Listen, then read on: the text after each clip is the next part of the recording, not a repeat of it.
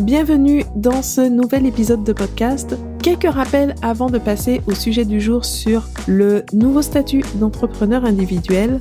Sur le site j'aimelapaperasse.com, vous avez la transcription complète de l'épisode de podcast, mais aussi les ressources à télécharger gratuitement comme l'e-book Guide de lancement, donc pour vous aider à avancer dans votre projet de création d'entreprise, la checklist pour créer votre micro-entreprise, le guide de la facturation, etc.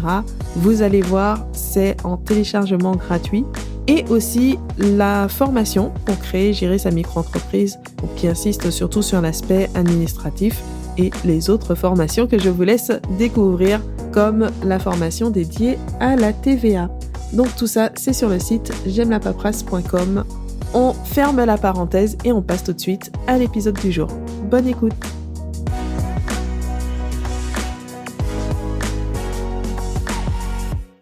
Alors aujourd'hui, on est sur un sujet d'actualité 2022 qui s'est fait en plusieurs étapes.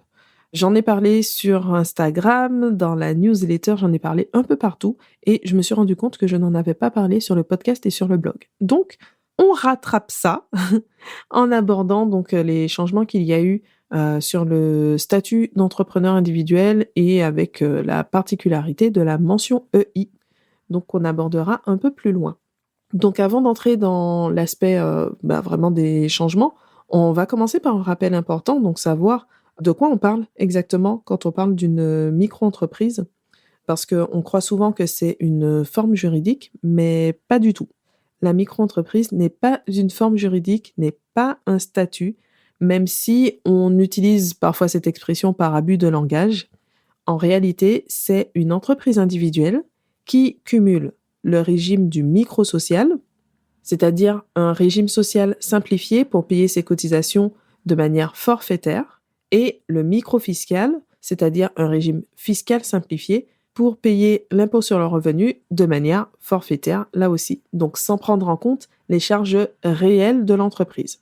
On exclut le cas de l'EURL qui opterait pour le régime de la micro-entreprise parce que c'est un cas vraiment spécifique et ça ne correspond pas à ce qu'on désigne habituellement par micro-entreprise, qui correspond en fait à auto-entrepreneur, donc qui a quelque peu évolué ces dernières années.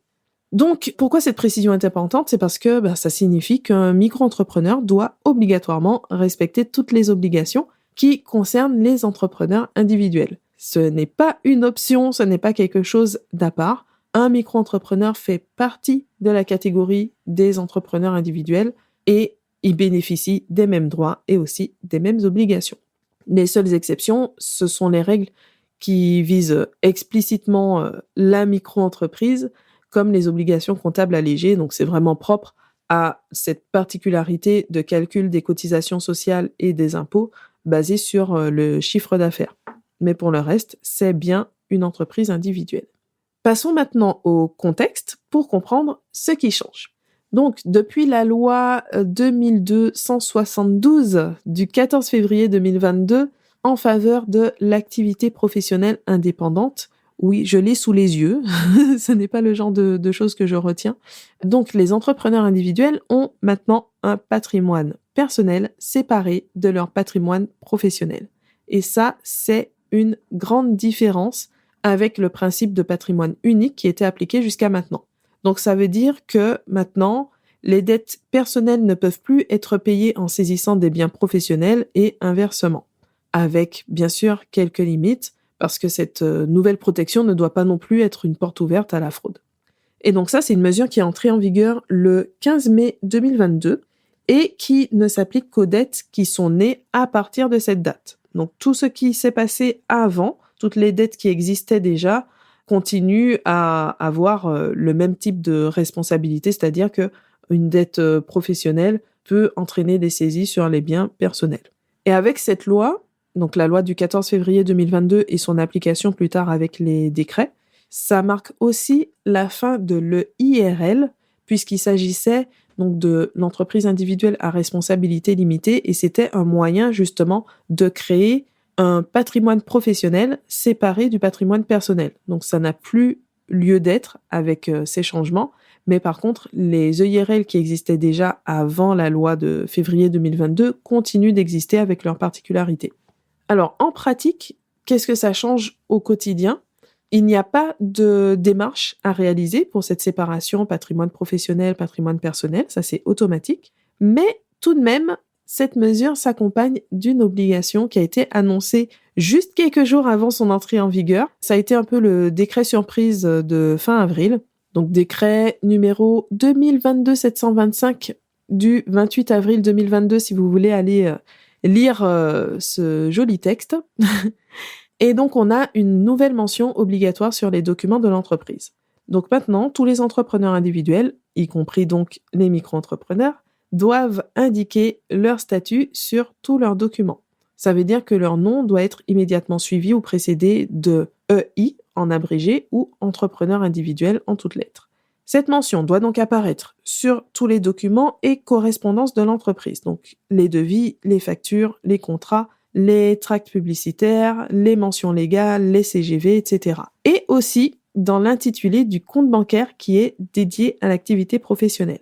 Donc, en clair, pour faire simple, à partir du moment où vous vous trouvez dans le contexte de votre activité professionnelle, vous devez être identifié en tant que tel avec la mention EI plus vos noms et prénoms puisque c'est l'identification de votre entreprise. Donc, voilà pour ce point d'actualité à connaître. Un petit changement à mettre en place en pratique. Et puis tout de même, quelques questions qui sont pas mal revenues quand j'ai abordé le sujet. Donc, je profite pour reprendre ces questions et apporter quelques précisions.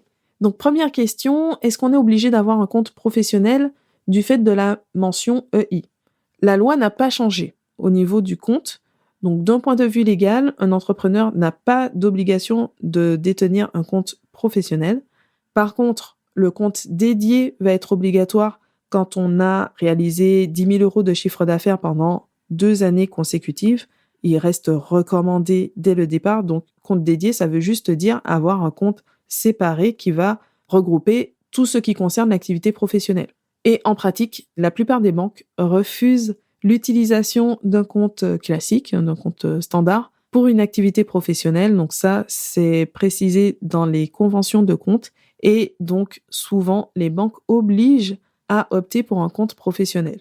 Et c'est vrai que si on essaye de tricher, entre guillemets, en gardant donc un compte classique et en l'utilisant pour sa micro-entreprise, son entreprise individuelle, c'est sûr que là, ça risque de ne pas passer inaperçu quand on demande d'ajouter la mention EI dans l'intitulé du compte.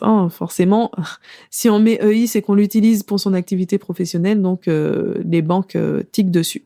Ensuite, question suivante, il est parfois indiqué que cette obligation ne concerne pas les micro-entrepreneurs. Alors ça, c'est vrai que j'ai été étonnée, mais parfois les sites d'information, on a des choses qui ne sont pas très très claires. Jusqu'à preuve du contraire, la micro-entreprise, c'est un régime fiscal et social, ce n'est pas une forme d'entreprise. Le fameux décret donc qui donne cette précision sur la mention EI, elle ne prévoit pas d'exception pour les auto-entrepreneurs, donc il n'y a aucune raison de les exclure de cette obligation donc qui concerne tous les entrepreneurs individuels. Et ce serait même contraire à l'objectif de la loi puisque le but, c'est d'unifier le statut d'entrepreneur individuel et de le rendre plus protecteur. Donc, rendre le statut plus protecteur mais exclure les plus petites entreprises, ce serait un non-sens. On passe à la question suivante.